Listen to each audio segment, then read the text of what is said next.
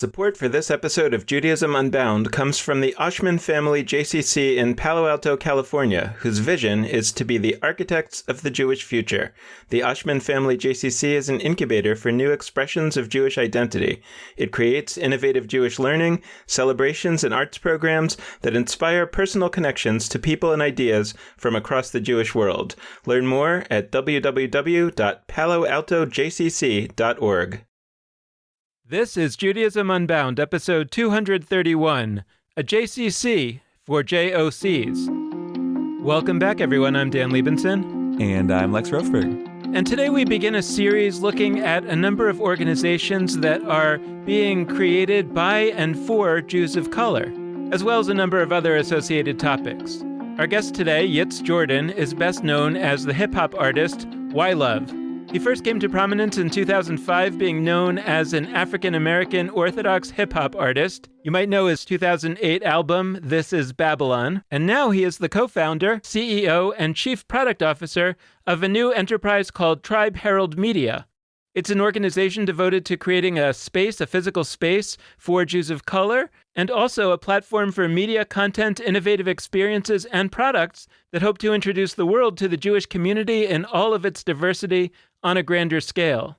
Tribe Herald Media is the first of its kind multicultural digital media platform with co-working and event spaces. As they say, it intends to be more responsive to the specific needs and aesthetic of modern Jews of color and help unite a global community. We're really excited to learn more about this project and everything that's led to it. So Yitz Jordan, welcome to Judaism Unbound. It's so great to have you. Thank you for having me. It's an awesome place to be. Thank you. Well, I first heard about you probably, it must have been a decade and a half ago, and I was actually a Hillel director in those days, and I remember my staff being all excited about, what at that time was kind of this idea, right, of a Black Orthodox hip-hop artist, and, that was where you kind of rose to prominence back then. And I'm wondering if you could tell us a little bit about the story of how you became Y-Love, and also what you've been doing over the last decade or so. Let's see. I started off rhyming when I was in yeshiva, in Or Sameach Yeshiva in Jerusalem.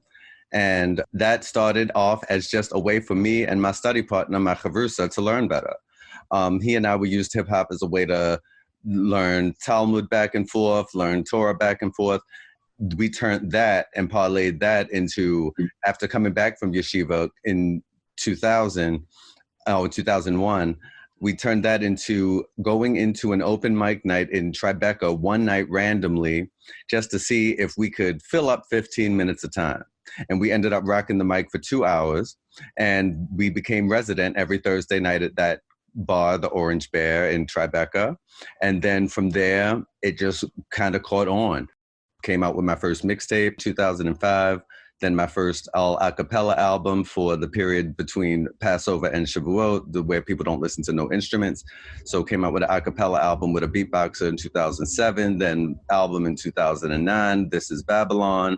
My single Change went on YouTube then in 2009. Would come out the closet in 2012 with my song Focus on the Flare. Would come out with my song Famous in 2013. But since then, I've kind of gone away from the studio and just done the occasional performance while I've been concentrating on media.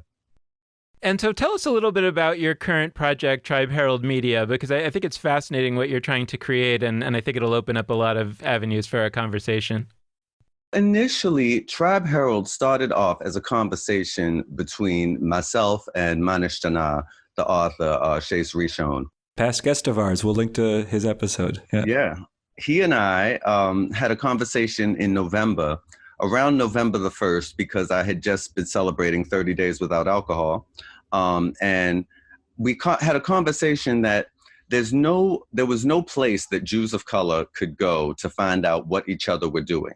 If JMN, the Jewish Multiracial Network, was having an event, and then B'chol Lashon, the other organization for Jewish diversity, was having an event, no one knew about the two events. Only the people in one organization knew about one and the other one knew about the other. And we said that there needed to be some type of a central repository that all Jews of color can go to find out just what we're doing and what's going on in the community.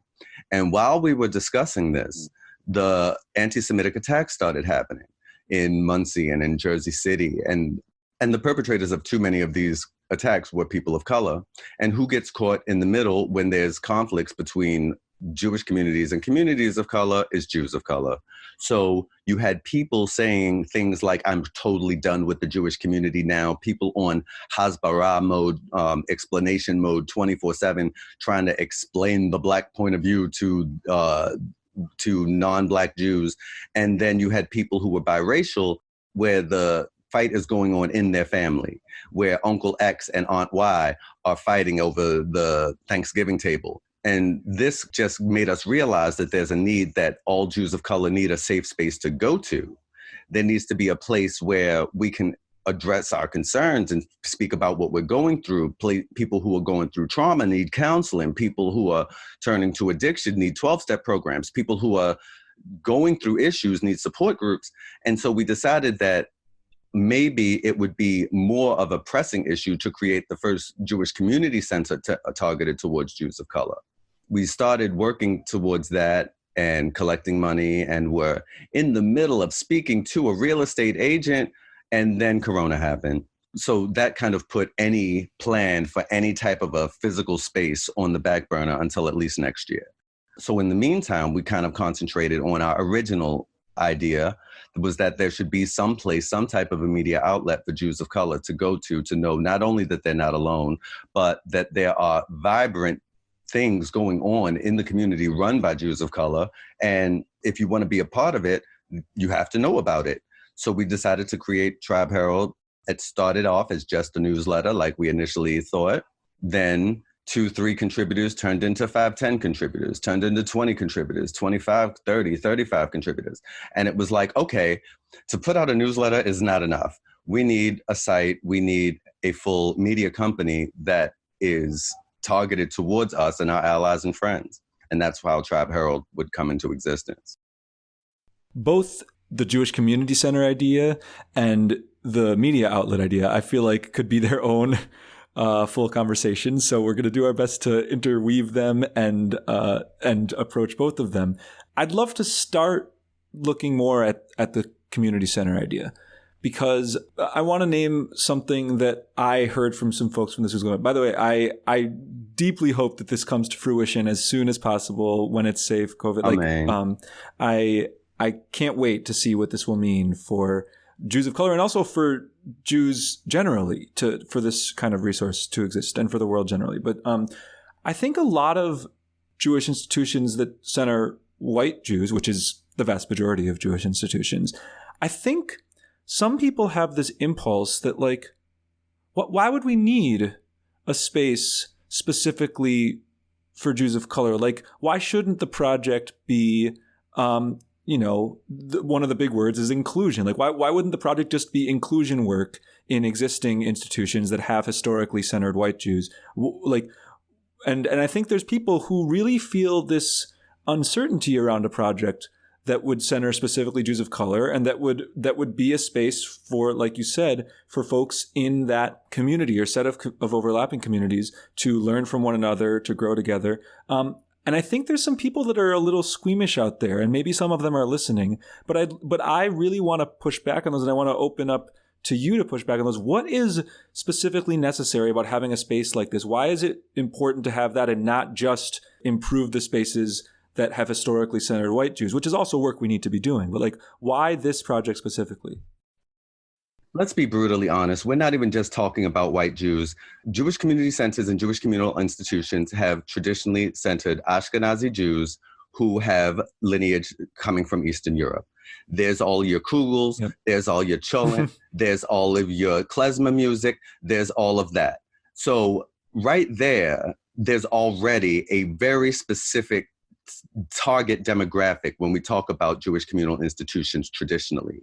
Up until decades ago, that was just it. Brooklyn would give us the Sephardic Community Center. There would be a Bukhari and JCC in Queens. These organizations had to exist because of that original targeting, that people who were not Ashkenazi and didn't have lineage coming from Eastern Europe weren't included in traditional Jewish communal institutions. This is just another offshoot of that. Jewish communal institutions are created and basically targeting and catering towards Ashkenazi Jews. as the community grows more diverse, that's just not going to be enough for the Jewish community in 2100, let's say. So what we're doing is creating a space not just for Jews of color, but centered around Jews of color. For Jews of color, our allies, friends, loved ones, and supporters. And we say that if someone doesn't fit into one of those 4 categories, then they're part of the problem.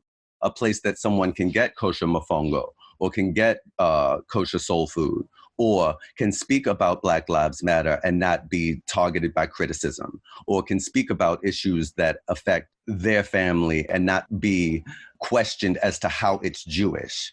This is just supposed to be a place built on inclusion and on diversity in a way that just hasn't been done before. I'm really excited by the phrasing you just brought up about not that I like this phrasing, but that it opens up a good conversation about like the question of how is it Jewish? And for me, that actually ties into a thread that I spend a lot of time thinking about, but that we haven't talked so much about on the podcast, which is, and I promise this will relate to what we've been talking about, but Jewish music. And you mentioned how like, space is klezmer music. That's sort of I've listened to so many podcasts or watched so many videos where like the soundtrack you play in the background to introduce that something Jewish is about to happen is the clarinet going, it's the klezmer sound. Like that's how you say, Jewish now. And it's so reductionist and it so eliminates the rich diversity of what Jewish music is, historically for sure, but even, and especially contemporarily. And so I kind of wanted to ask you as somebody who has made such a name in the universe of hip hop, what damage are we doing when we play that game of how is it Jewish? And we then sort of come to the implicit conclusion that like, how could hip hop be Jewish? How could X, Y, or Z genre of contemporary music that wasn't in Eastern Europe be authentically Jewish? Like how should we be approaching those conversations? And how might that link to the other points you're making about the need for institutions centering Jews of color? This all ties back into that concept of being Ashkenormative, that Ashkenazi traditions and cultural institutions define that which is Jewish. So, like you said, the klezmer music introducing the Jewish segment. If we're going to talk about Jewish food, we're going to be talking about kugel. We're going to be talking about other things that came from Eastern Europe. Hip hop, I think, was initially seen as so other because it had no European ancestry. This was something that, unlike, I'd say, the ubiquitous Jewish hippie with the jam band, this was something that was born out of a totally different environment. This was something that was born out of urban culture. And it was seen as just the ultimate in other when I started doing hip hop 20 years ago. So it's just another symptom of that centering Eastern European and European in general paradigms that could make it be seen as such an other. The reality is, my lyrics were in Hebrew, my lyrics were in Aramaic, I'm rhyming stuff that comes straight out of the Talmud, but it wasn't seen as Jewish unless it had some of these elements, trumpets, clarinets, little boys singing like in the Orthodox world. I think that the Jewish community doesn't do itself any favors by trying to restrict creativity and trying to tell people that in order to make something authentically Jewish, that it has to sound like the top 10 pop hits of 1804. But there's nothing that spurs creativity as much as being told no. So when we were told not to make hip hop in yeshiva back in the day, I mean, of course, I would come out with a mixtape. When people are told that their type of creativity is treif, they're going to redouble their efforts to make it kosher. This attempt at exclusion is only going to be self-defeating. And it only was self-defeating when it came to hip hop, and it's only going to be self-defeating in the future when it comes to any other type of contemporary music. I'm kind of almost imagining like when you talk about the Jewish community having this or that problem, let's say right now the Ashkenormativity, just for listeners who don't know, that's the idea, right, that it's built around the experience of Ashkenazi Jews from Eastern Europe. And you could say, okay, well, we're not Ashkenazi, so what are we supposed to do? Option one is to try to like get inside and try to change those institutions, right? Option two, I'm thinking about it as something like a magnet, like creating a really powerful magnet somewhere on the outside, and then you actually attract that formerly Ashkenormative, world, you attract it towards that magnet so that ultimately it's circling around a different center. And that's what Shem Speed Records did. That's what Right. Matisyahu did to a certain extent. That's what Nissim is doing.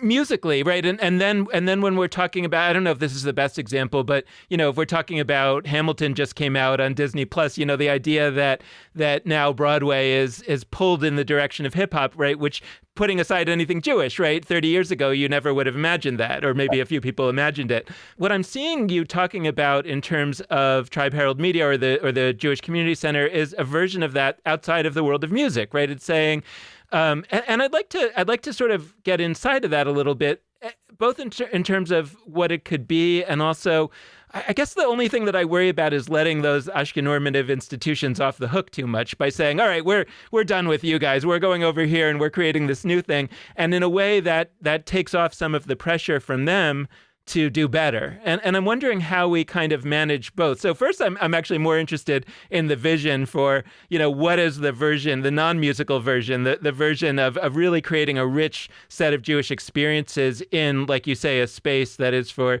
Jews of color and allies and loved ones. And I can't remember the whole list that you said. Friends and supporters. Friends and supporters. And what might that look like? What's the dream? But then also this question of and in the meantime, what claims should be made upon those Ashkenormative institutions, that if all the fun is moving outside of them, we still don't want them to just be kind of, doing their same old racism, right? Well, not necessarily racism, just exclusion. And I can't fault the Forward, for instance, for being Ashkenormative. They're a brand that still publishes in Yiddish.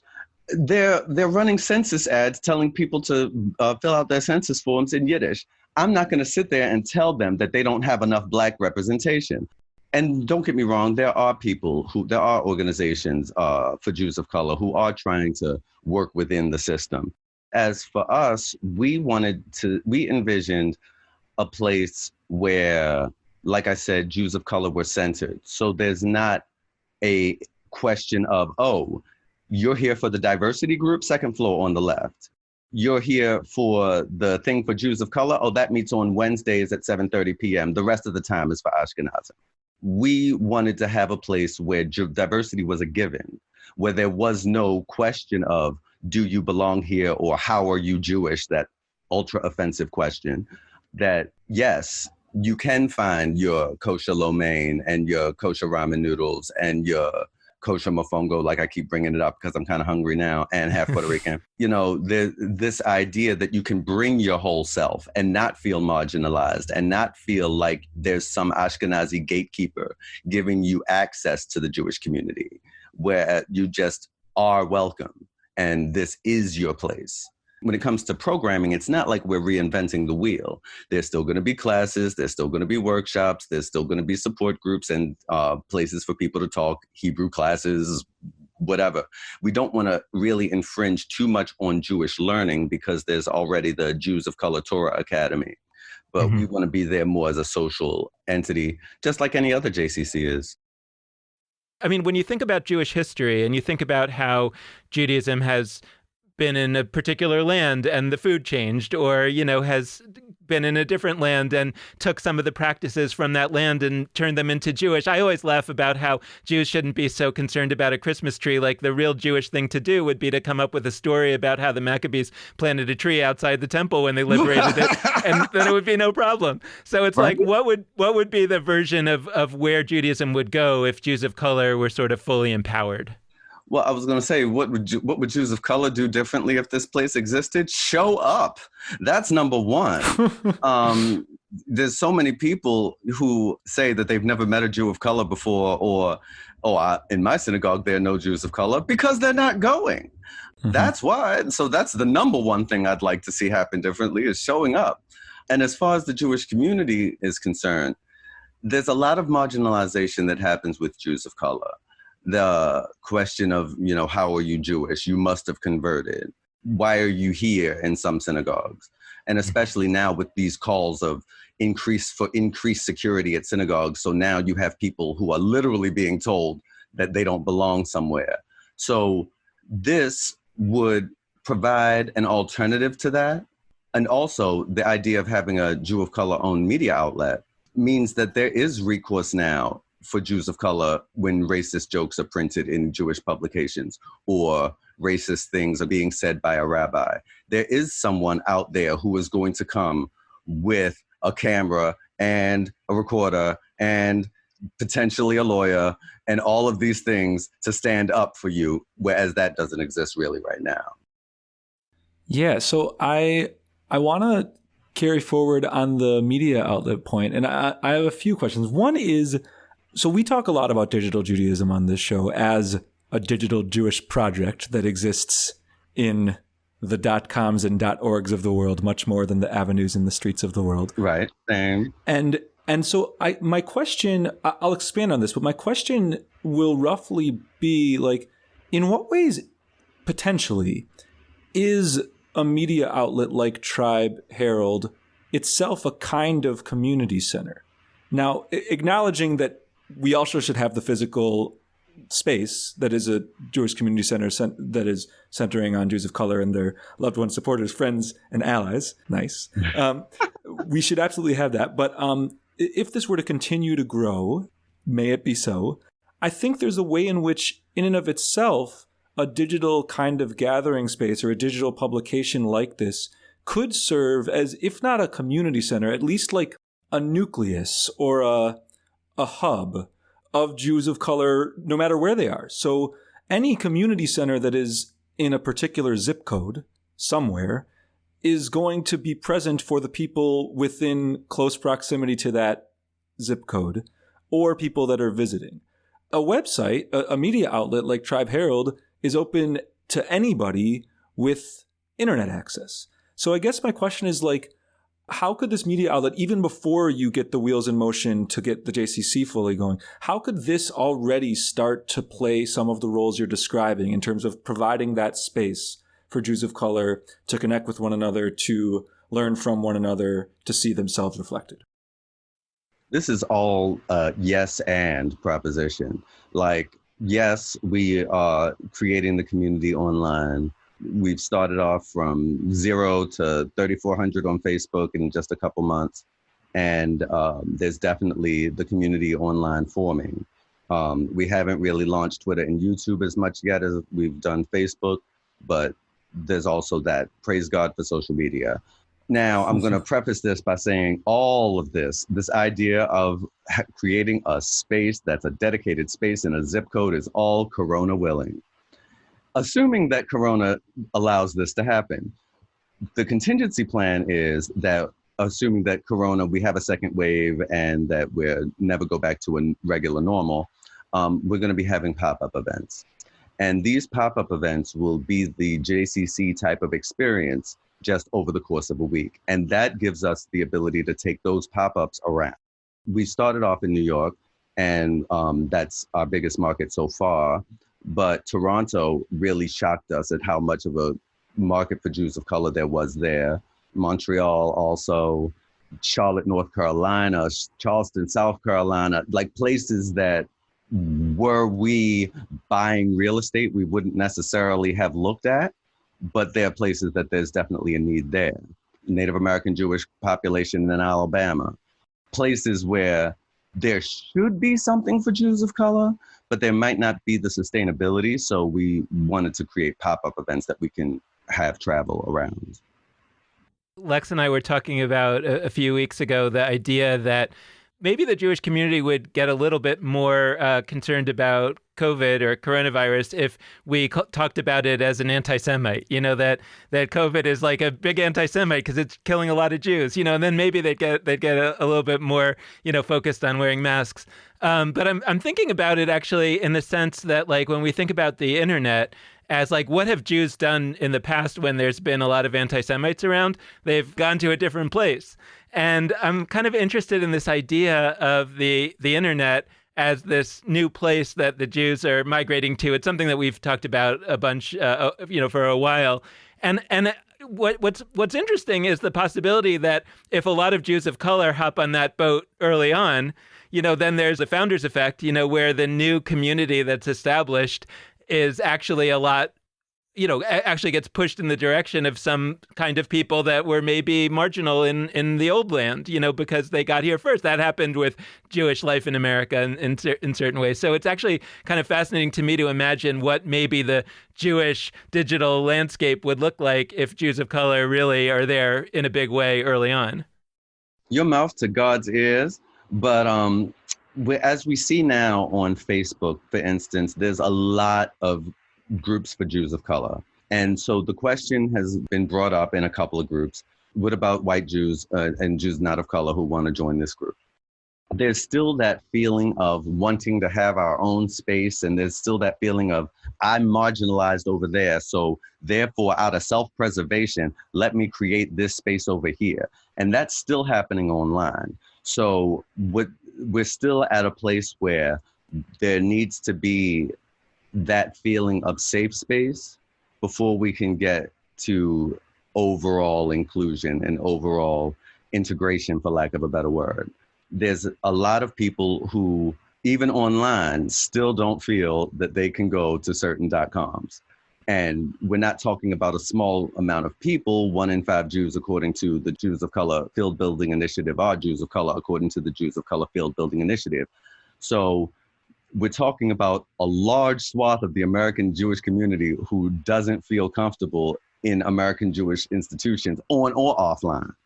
So, yeah, we might see that founders effect, but it's still a ways off.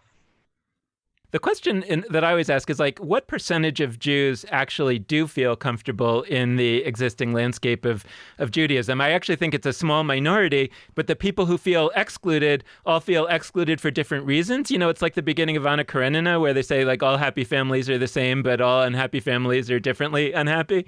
Mm-hmm. And I just wonder what it would look like and I have no idea how to really build this other than to just build human relationships and networks, right? But to say can all of us who feel marginalized for this reason or that reason get together? Tribe Herald is not just, for Jews of color. We're also launching Tribe Q for LGBTQ Jews. And we have Tribe Herald Sapphire for Jewish women. And that's a series of webinars and other content that's being currently led by Manish Dana's wife, Julianne. So there are lots of people who are marginalized and who don't feel welcomed in Jewish communal institutions. I wish Tribe Herald could cater to all of them, but there's so many reasons. And like you said, it's a small minority of people who actually do feel welcomed in all the Jewish communal institutions. We're only talking about issues of, race and orientation. There's a whole separate issue of class. There's whole separate issues of family background. There's whole other issues that keep people feeling excluded from the Jewish community. I wish we could handle all of them. I wish we could tackle all of these problems, but it's very cool that Gen X and millennial Jews, it seemed like, got fed up all at once.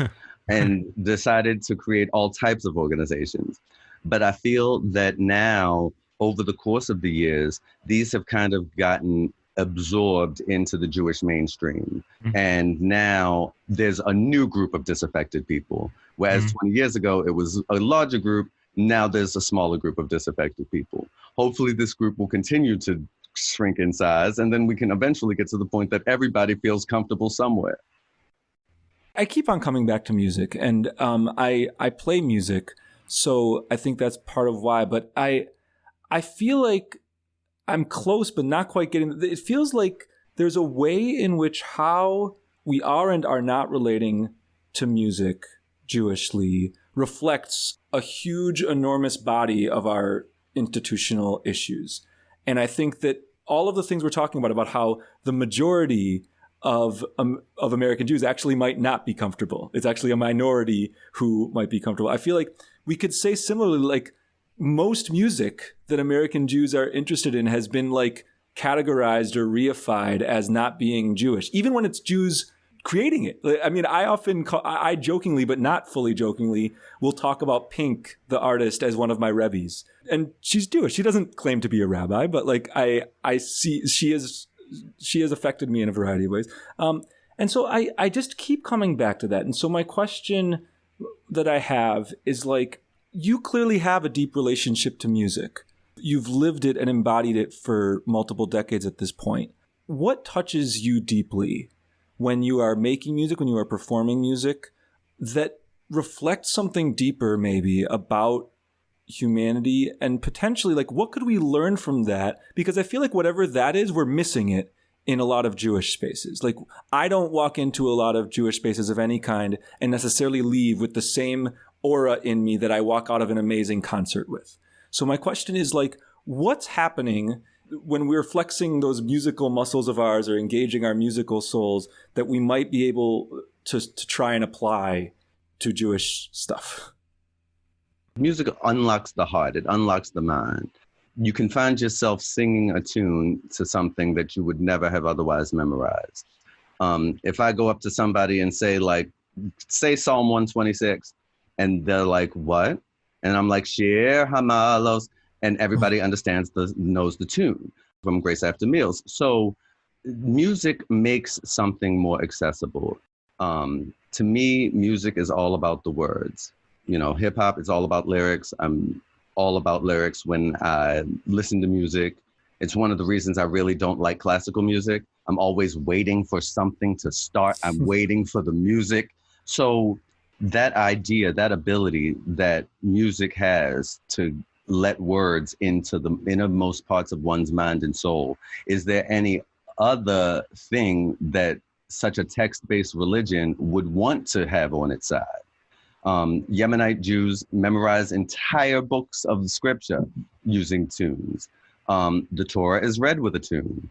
Music is the way to get words from on a page into a mind and into a heart.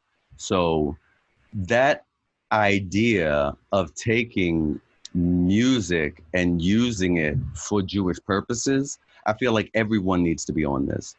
To the point that I don't understand why more Jewish institutions, when I was learning in Orsamer, I was learning as part of the Jewish Learning Institute. I would help other newcomers to get used to yeshiva, to help them learn some basic Torah concepts and things like that. My first question always with anybody who was new to yeshiva is, what kind of music do you like? Because that's going to tell me how to communicate with them.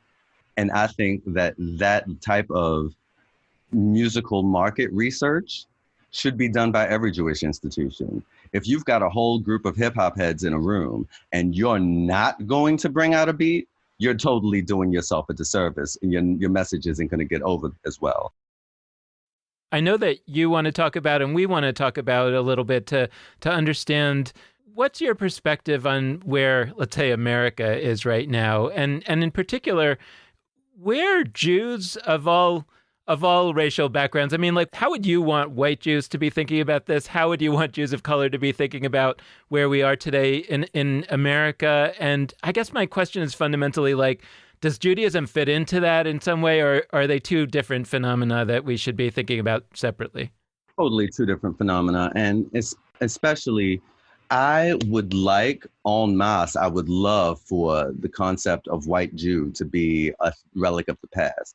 A Ashkenazi Jew has the choice of whether or not they want to identify as white. And when one identifies as white, that means people of color become other. And when one identifies as white, that means one can identify with whiteness and the racial hierarchy that it sets atop. Identifying with Jewishness primarily means that one identifies with that international pan-racial multi-ethnic group of people called Jews that have existed for thousands of years. Identifying as white means that one identifies with a few hundred-year-old definition that was created to exclude people of color. So this idea of whiteness writ large is what we see in America today. The idea that statues have to stand up because they represent our quote unquote collective history. Really, they represent the genocide of Native Americans or the enslavement of African people, but it's our collective history. Why? Because the us is white America, and it's our history, meaning white American history, that has to be preserved. So that gives rise to Black Lives Matter, that idea that, no, I do have value. Like James Baldwin would say, I am a man, that idea that we are human beings too. I would love to see Jews en masse reject whiteness and reject that which comes with it. But white privilege is a hell of a drug. It's easier to just go with the flow and to not fight all the time. But when that happens, then one gets thrown into cognitive dissonance when anti-Semitism rears its head, because it's like, what do you mean? I'm white. How could this be happening to me? Why am I being discriminated against? I would love to see more solidarity with the Black Lives Matter movement. I feel like there's this litany of stances on Israel that people are supposed to have to be, quote unquote, a good organization. And I'd like to see those concerns separated from the concerns that are happening in America. I'd like to see this awakening of everyone's concerns mattering extend to the Jewish community. Being white passing means you benefit from white privilege. That's it. Trying to deny that is trying to deny reality. Like the same things that affect a Trayvon Martin aren't going to affect your kids. It's the rejection of that requires an active rejection of saying, like, you know, I understand that you're treating me like this because you don't consider me a threat because I'm white. You should treat this guy the same way. We're arcing towards the close of this episode, and holy, we have covered some really important ground. But I wanna broach one more topic because you brought up an important figure earlier.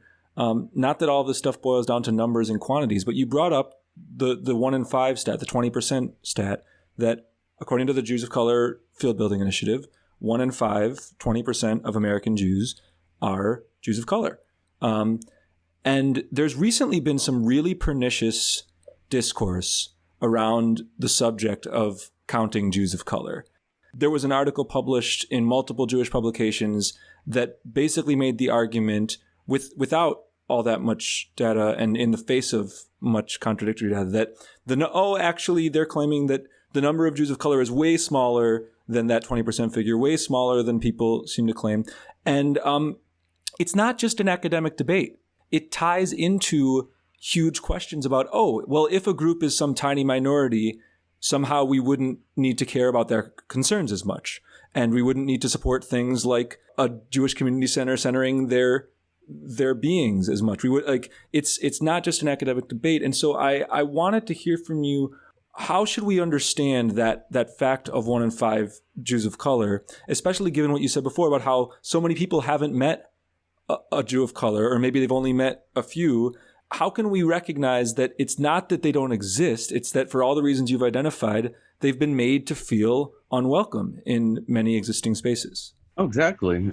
Made to feel unwelcome, made to feel that their concerns aren't really Jewish concerns. And so if that's how you're made to feel at your shul or at your JCC, why show up? And then, of course, the people who come to that shul don't meet Jews of color after that point.